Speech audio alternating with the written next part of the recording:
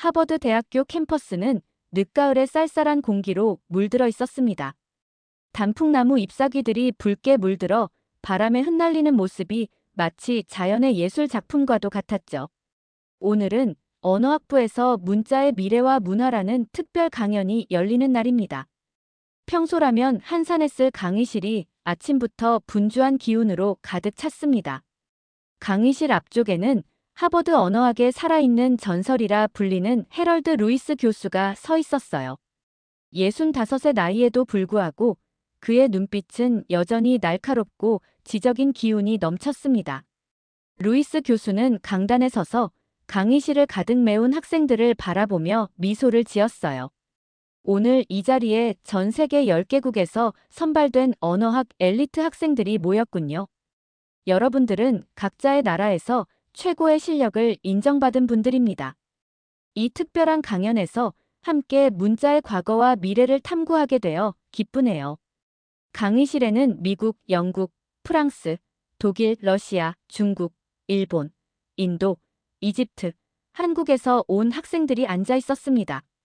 각자 다른 문화적 배경을 가진 이들의 눈빛에는 지식에 대한 갈증이 담겨 있었죠.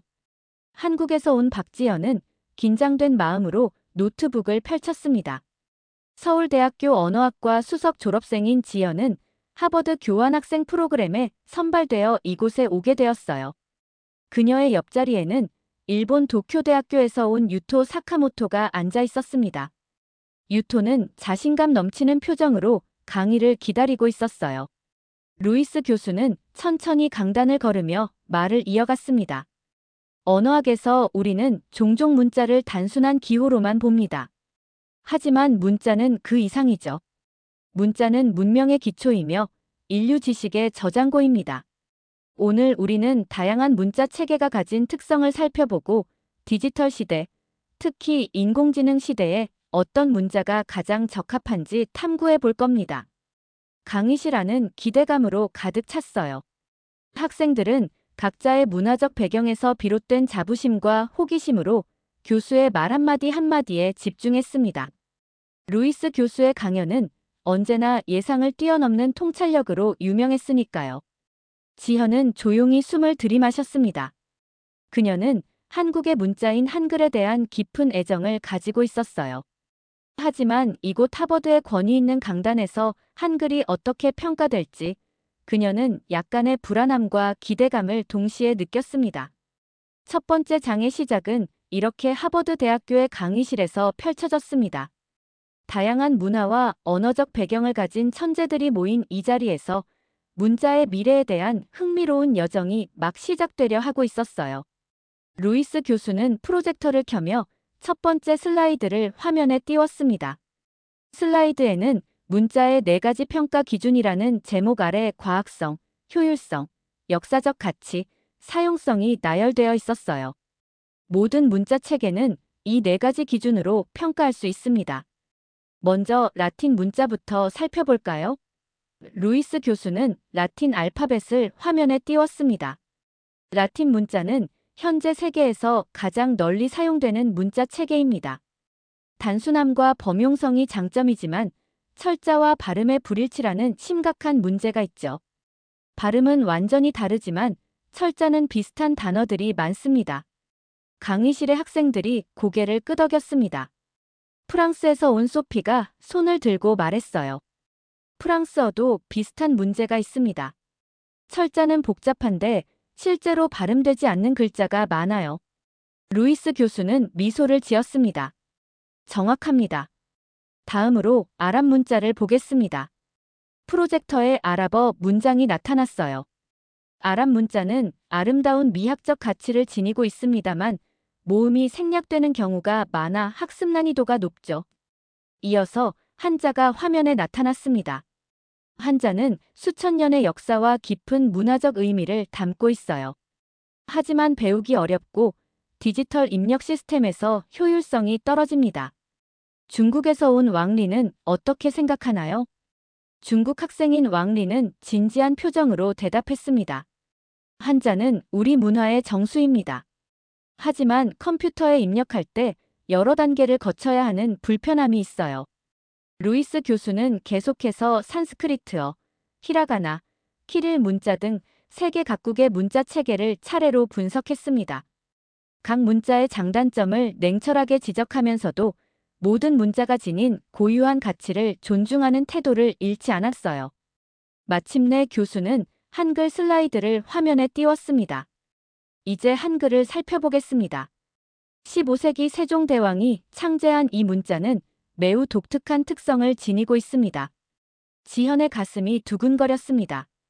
그녀는 자신도 모르게 허리를 곧게 폈어요. 한글은 자음과 모음의 형태가 발음기관의 모양을 본떠 만들어졌습니다. 이는 과학적 원리에 기반한 문자 설계의 대표적 사례입니다. 또한 자음과 모음을 조합해 음절을 구성하는 방식은 놀라울 정도로 체계적이고 논리적이죠. 루이스 교수는 잠시 멈춘 후 강의실의 학생들을 바라보며 말했습니다. 제가 오늘 여러분께 말씀드리고 싶은 것은 바로 이것입니다. 교수는 마지막 슬라이드를 띄웠습니다. 슬라이드에는 굵은 글씨로 AI 시대 가장 적합한 문자는 한글이다라고 적혀 있었어요. 강의실이 순간 술렁였습니다.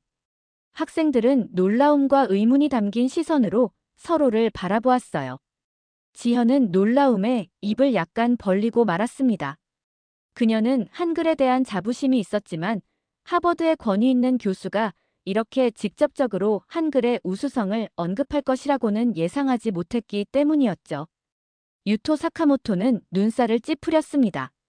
그는 일본의 문자 체계에 대한 깊은 자부심을 가지고 있었고 교수의 주장이 마음에 들지 않는 듯했어요. 그의 손가락이 책상 위에서 살짝 움직였습니다. 루이스 교수는 학생들의 반응을 지켜보며 미소를 지었습니다. 여러분의 의문이 이해됩니다. 왜 한글이 AI 시대에 가장 적합한 문자인지 이제부터 자세히 설명해 드리겠습니다. 강의실 내부의 긴장감은 거의 만질 수 있을 정도였습니다. 루이스 교수의 대담한 주장은 학생들 사이에서 다양한 감정을 불러일으켰어요. 특히 일본에서 온 유토 사카모토의 얼굴에는 불편한 기색이 역력했습니다. 그는 잠시 생각에 잠긴 듯 하다가 천천히 손을 들었어요. 루이스 교수는 유토를 향해 고개를 끄덕이며 말했습니다. 사카모토 군, 질문이 있나요? 유토는 자리에서 일어났습니다. 그의 목소리는 차분했지만 그 안에는 확고한 자신감이 담겨 있었어요. 교수님, 존경을 담아 한 가지 질문을 드리고 싶습니다. 문맹률 기준으로 보면 체로키 문자가 더 우수한 것 아닙니까? 단 3년 만에 문맹률 0%를 달성한 문자로 알고 있습니다. 강의실에 순간적으로 침묵이 흘렀습니다. 체로키 문자는 19세기 초 세쿼야가 창제한 북미 원주민의 문자로 놀라운 속도로 보급되어 문맹률을 크게 낮춘 것으로 유명했어요. 유토의 예상치 못한 반론에 다른 학생들도 관심을 보이며 자세를 바로 했습니다. 지현은 유토의 질문에 놀라움을 감추지 못했어요. 그녀는 체로키 문자에 대해 들어본 적은 있었지만 그것이 한글과 비교될 수 있다는 생각은 해본 적이 없었습니다. 그녀의 눈동자가 루이스 교수를 향했어요. 교수는 어떤 반응을 보일까? 강의실의 분위기는 순식간에 변했습니다. 마치 지적 테니스 경기를 관람하는 듯한 긴장감이 감돌았어요. 몇몇 학생들은 노트북을 열어 체로키 문자에 대한 정보를 검색하기 시작했고 다른 학생들은 호기심 어린 눈빛으로 교수의 반응을 기다렸습니다.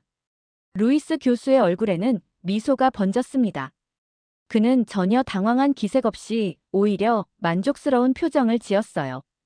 좋은 지적이네요, 사카모토 군. 체로키 문자는 실제로 미국 역사상 가장 뛰어난 민중 중심의 문자 창제 중 하나죠. 교수는 잠시 슬라이드를 넘겨 체로키 문자 표를 보여주었습니다. 체로키 문자는 세쿼야라는 한 사람의 비전으로 시작되어 놀라운 속도로 보급된 위대한 사례입니다. 그리고 맞습니다. 도입 후 단 3년 만에 문맹률을 거의 0%까지 낮췄다는 점은 정말 놀라운 업적이죠. 교수의 솔직한 인정에 유토의 얼굴에 미소가 번졌습니다. 그는 자신의 지적이 받아들여졌다는데 만족한 듯 했어요. 하지만 루이스 교수는 거기서 멈추지 않았습니다. 그러나 루이스 교수는 목소리를 낮추며 유토를 바라보았습니다. 제가 한 가지 질문을 드려도 될까요? 그 체로키 문자는 지금 살아있나요? 지금도 수백만 명이 쓰고 있나요? 이 질문은 조용하게 던져졌지만 그 효과는 강력했습니다. 강의실은 다시 한번 침묵에 휩싸였어요. 유토의 얼굴에서 미소가 천천히 사라졌습니다. 그는 잠시 말을 잇지 못했어요. 루이스 교수는 부드럽게 말을 이었습니다. 체로키 문자는 현재 소수의 학자들과 체로키 부족의 일부만이 사용하고 있습니다. 안타깝게도 이 훌륭한 문자는 오늘날 거의 사라져가고 있죠. 교수는 천천히 강단을 걸으며 말했습니다. 문자의 진정한 가치는 그것이 갖는 지속성과 생명력에 있습니다. 아무리 뛰어난 문자라도 실제로 사용되지 않는다면 그것은 박물관의 유물에 불과해요. 살아있는 문자가 가진 생명력, 이것이 문자의 진짜 힘입니다. 유토는 천천히 자리에 앉았습니다. 그의 표정은 생각에 잠긴 듯 했어요. 루이스 교수는 그를 존중하는 눈빛으로 바라보며 고개를 끄덕였습니다. 이것은 학문적 토론이었고 교수는 유토의 지적을 진지하게 받아들이고 있음을 분명히 했습니다. 지현은 이 상황을 지켜보며 깊은 인상을 받았습니다. 한글에 대한 자부심과 함께 문자가 지닌 생명력이라는 새로운 관점에 대해 생각하게 되었어요. 그녀는 조용히 노트북에 교수의 말을 기록했습니다. 유토의 질문과 루이스 교수의 대답 이후 강의실의 분위기는 한층 깊어졌습니다. 학생들은 이제 단순한 호기심을 넘어 진지한 학문적 탐구의 자세로 귀를 기울이고 있었어요. 루이스 교수는 이 순간을 놓치지 않았습니다. 여러분, 문자는 단순한 기호의 집합이 아닙니다. 교수는 천천히 말을 이어갔어요. 문자는 살아 숨쉬는 생명체와 같습니다. 태어나고 성장하고 때로는 사라지기도 하죠. 오늘날까지 살아남은 문자들은 그만큼의 생명력을 증명한 것입니다.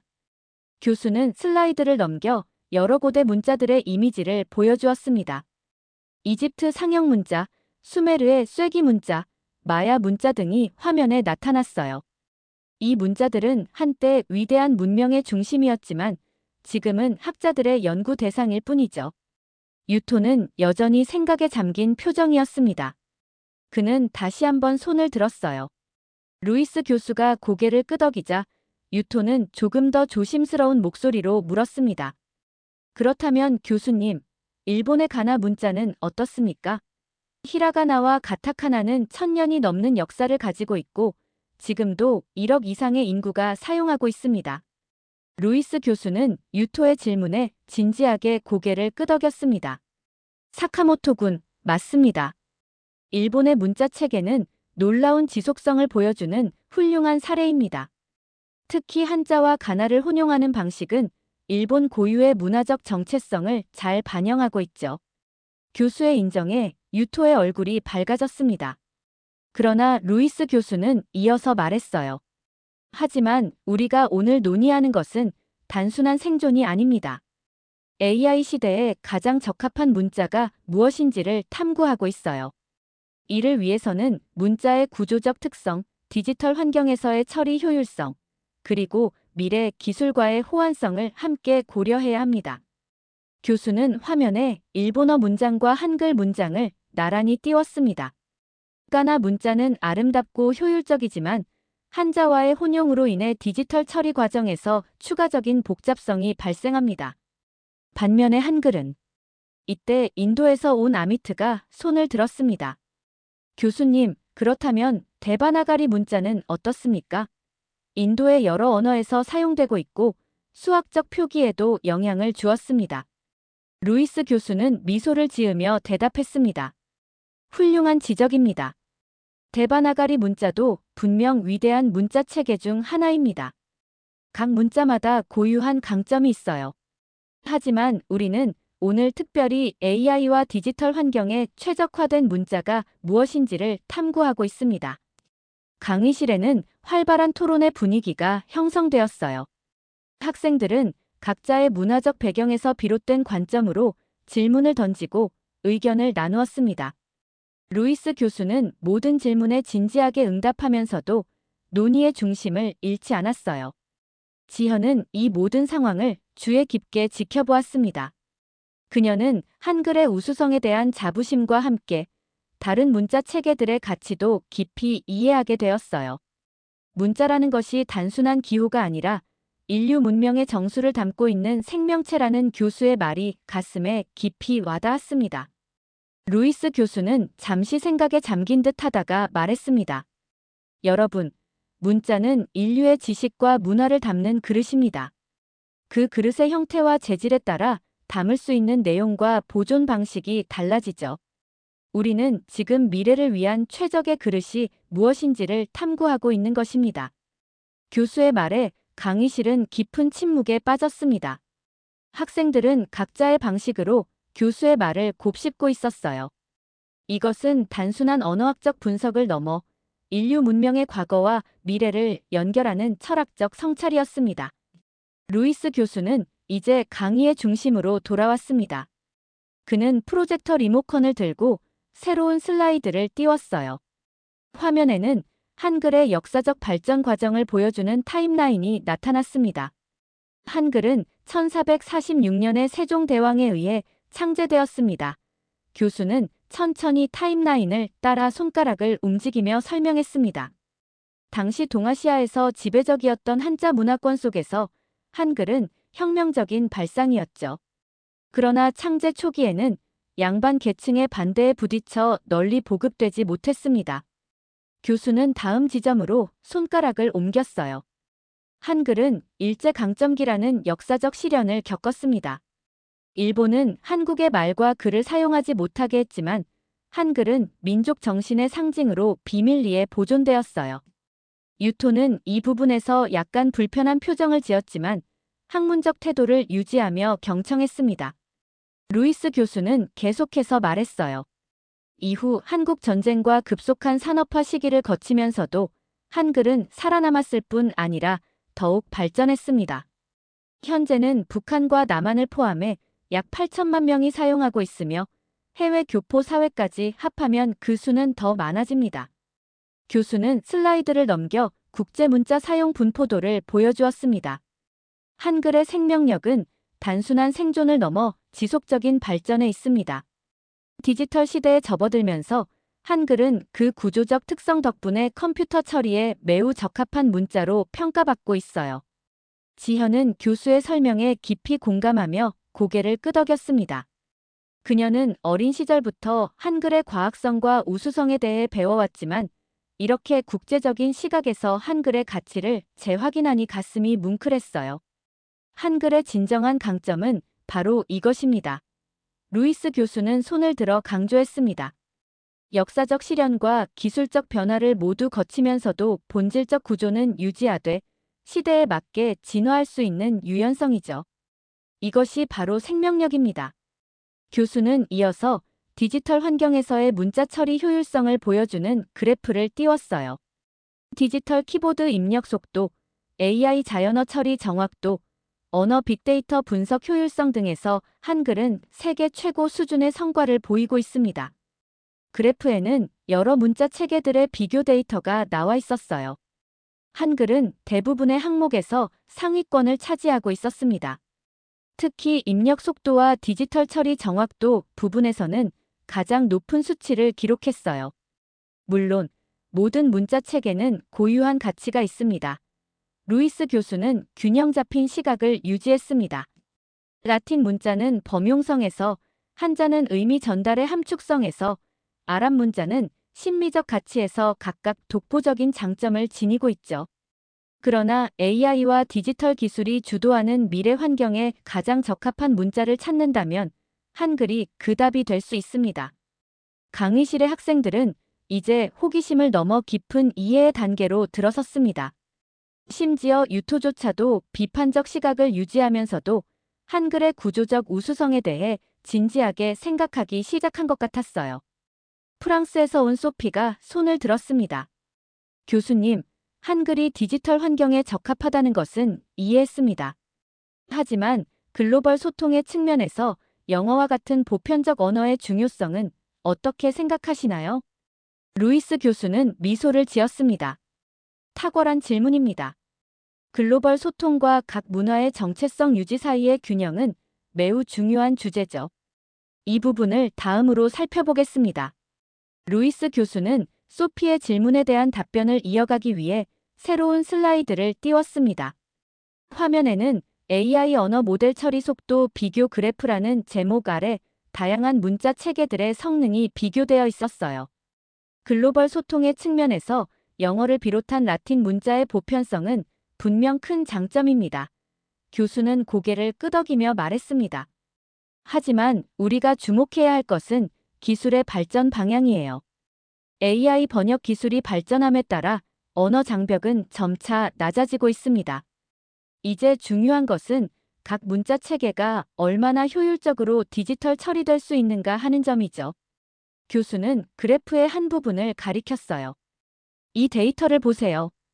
이는 딥러닝 알고리즘이 한글의 규칙적인 패턴을 더 쉽게 학습할 수 있기 때문입니다.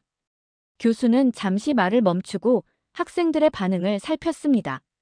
대부분의 학생들이 진지하게 고개를 끄덕이고 있었어요. 심지어 처음에는 회의적이었던 유토조차도 이제는 관심을 보이며 노트 필기를 하고 있었습니다. 제가 강조하고 싶은 점은 바로 이것입니다. 루이스 교수는 결론을 향해 나아갔습니다. 한글은 과학이 만든 문자이고, 그래서 과학의 발전과 함께 더 진화할 수 있는 문자입니다. 인공지능, 빅데이터, 자연어 처리 등 최첨단 기술의 발전 방향과 한글의 구조적 특성이 놀라울 정도로 잘 맞아떨어집니다. 지현은 교수의 말에 깊이 공감하며 자부심을 느꼈습니다. 그녀는 한글을 사용해왔지만 이렇게 미래 기술과의 연관성 측면에서 한글의 가치를 생각해 본 적은 없었어요. 이제 그녀는 모국어의 가치를 새롭게 인식하게 되었습니다. 루이스 교수의 설명이 깊어질수록 강의실의 분위기는 점점 달라지고 있었습니다. 처음에는 의구심과 회의적인 시선이 많았지만 이제 학생들의 눈빛에는 진지한 관심과 새로운 깨달음이 담겨 있었어요. 교수는 이러한 변화를 놓치지 않았습니다. 여러분의 표정이 처음과는 많이 달라졌군요. 루이스 교수는 미소를 지으며 말했습니다. 문자에 대한 우리의 인식은 종종 문화적 배경과 익숙함에 크게 좌우됩니다. 하지만 과학적 관점에서 바라볼 때 우리는 새로운 가능성을 발견할 수 있어요. 프랑스에서 온 소피가 다시 손을 들었습니다. 그녀의 목소리에는 이전보다 더 깊은 관심이 담겨 있었어요. 교수님, 프랑스어는 라틴 문자를 사용하지만 악센트와 특수 문자가 많아 디지털 환경에서 종종 불편함을 느낍니다. 한글의 경우 모든 소리를 표현하는 데 있어 유사한 제약은 없나요? 루이스 교수는 소피의 질문에 고개를 끄덕였습니다. 아주 중요한 지적입니다. 한글은 기본적으로 24개의 자모자음과 모음만으로 한국어의 모든 소리를 표현할 수 있습니다. 더 놀라운 것은 이 자모들을 조합하여 수천 개의 음절을 구성할 수 있다는 점이죠. 이는 마치 적은 수의 레고 블록으로 무한한 구조물을 만들 수 있는 것과 같습니다. 인도에서 온 아미트도 대화에 참여했습니다. 산스크리트어와 힌디어를 사용하는 입장에서 저는 항상 우리 문자의 복잡성을 자랑스럽게 생각해왔습니다. 하지만 오늘 교수님의 강의를 들으며 단순함과 체계성이 가진 힘에 대해 새롭게 생각하게 되었어요. 아미트의 말에 여러 학생들이 공감의 표시로 고개를 끄덕였습니다. 러시아에서 온 블라디미르는 자신의 생각을 나누었어요. 키릴 문자도 유사한 도전에 직면해 있습니다. 디지털 환경에서의 처리 효율성과 전통 문화 사이의 균형을 찾는 것이 중요한 과제로 대두되고 있어요. 지현은 이러한 대화를 들으며 미소를 지었습니다. 그녀는 처음에 느꼈던 방어적인 자세에서 벗어나 이제는 다른 문화권 학생들과 함께 문자의 본질과 미래에 대해 열린 마음으로 토론할 수 있게 되었어요. 유토 역시 변화된 모습을 보였습니다. 그는 조심스럽게 질문했어요. 교수님, 일본의 문자 체계와 한글 사이에 융합적 접근이 가능할까요? 두 문자 체계 모두 고유한 강점을 가지고 있는데 이를 통합적으로 발전시킬 방법이 있을까 생각해봤습니다. 루이스 교수는 유토의 질문에 환한 미소를 지었습니다. 사카모토 군, 정확히 그런 사고방식이 우리에게 필요합니다. 문자는 결코 고정된 것이 아니라 끊임없이 진화하는 살아있는 시스템입니다. 서로 다른 문자 체계의 강점을 연구하고 배우는 과정에서 더 나은 소통 방식이 탄생할 수 있어요. 교수는 강의실을 둘러보며 모든 학생들을 향해 말했습니다. 오늘 우리는 한글을 중심으로 논의했지만 사실 이 강의의 궁극적인 목적은 여러분이 자신의 언어와 문자를 새로운 관점에서 바라보게 하는 것이었습니다. 문자는 단순한 의사소통 도구를 넘어 인류 문명의 근간이자 미래를 향한 창이기도 합니다. 학생들 사이에서 자발적인 대화가 오가기 시작했습니다. 중국의 왕리는 한자의 상형적 특성과 한글의 체계성을 비교하며 흥미로운 의견을 제시했고, 이집트에서 온 암이라는 고대 이집트 상형 문자와 현대 문자 체계 사이의 연속성에 대해 이야기했어요. 루이스 교수는 이러한 토론을 만족스럽게 지켜보았습니다. 그의 목표는 단순히 한글의 우수성을 주장하는 것이 아니라 학생들이 문자에 대한 고정관념에서 벗어나 새로운 시각으로 생각할 수 있도록 자극하는 것이었습니다. 그리고 지금 그는 그 목표를 달성하고 있었어요. 이제 여러분도 각자의 언어를 다시 보게 되었을 겁니다. 루이스 교수는 학생들의 열띤 토론을 잠시 멈추게 하며 말했습니다. 그것이 바로 진정한 학문의 목적입니다. 익숙한 것을 낯설게 보고 낯선 것을 이해하려 노력하는 것이죠. 강의 시간이 거의 끝나가고 있었습니다. 루이스 교수는 마지막 슬라이드를 화면에 띄웠어요. 그것은 다양한 문자들이 하나로 어우러지는 아름다운 이미지였습니다. 라틴 문자, 아랍 문자, 한자, 키릴 문자, 그리고 한글이 서로 조화롭게 배치되어 마치 하나의 예술 작품처럼 보였어요. 오늘 우리는 한글을 중심으로 문자의 과학성과 미래 가능성에 대해 탐구했습니다. 루이스 교수는 차분한 목소리로 말했어요. 하지만 제가 진정으로 전달하고 싶었던 메시지는 더 깊습니다. 교수는 잠시 침묵한 후 천천히 말을 이어갔습니다. 진정한 문자는 단지 글자를 적는 도구가 아닙니다. 사람의 생각을, 문화를, 시대를 연결하는 살아있는 생명체입니다. 한글은 그 생명력을 증명한 가장 아름다운 문자의 하나입니다. 교수의 말에 강의실은 깊은 침묵에 빠졌어요. 학생들은 각자의 방식으로 이 말의 의미를 곱씹고 있었습니다. 여러분이 사용하는 문자는 단순한 기호가 아닙니다. 루이스 교수는 계속했어요. 그것은 여러분의 선조들이 세상을 이해하고 소통하려 했던 방식의 결정체죠. 그리고 동시에 그것은 미래 세대가 새로운 지식과 기술을 발전시킬 기반이기도 합니다. 교수는 강단에서 내려와 학생들 가까이로 다가갔습니다. 한글이 특별한 이유는 그것이 의도적으로 설계되었다는 점입니다. 백성들이 쉽게 배우고 사용할 수 있도록 과학적 원리에 기반에 만들어졌죠. 그러나 더 중요한 것은 한글이 시대의 변화에 적응하며 지금까지 생명력을 유지해왔다는 사실입니다. 지현은 교수의 말을 들으며 가슴이 뭉클해졌습니다. 그녀는 한글의 역사적 여정과 현대적 가치에 대해 새롭게 인식하게 되었어요. 어린 시절부터 사용해온 익숙한 문자였지만 오늘 강의를 통해 그 진정한 의미를 더 깊이 이해하게 된 것 같았습니다. 우리가 문자에 대해 이야기할 때 루이스 교수는 마무리를 향해 나아갔습니다. 우리는 사실 인류의 지식 전수 방식과 문명의 발전 과정에 대해 이야기하는 것입니다. 한글의 사례는 우리에게 중요한 교훈을 줍니다. 전통과 혁신, 과학과 예술, 보존과 발전이 어떻게 조화를 이룰 수 있는지 보여주죠. 강의가 끝나고 학생들이 자리에서 일어나기 시작했습니다. 많은 학생들이 루이스 교수에게 다가가 추가 질문을 하거나 감사의 인사를 전했어요. 지현도 그들 사이에 있었습니다. 그녀는 교수에게 한국에서 가져온 작은 한글 캘리그래피 작품을 선물하며 감사의 마음을 표현했습니다.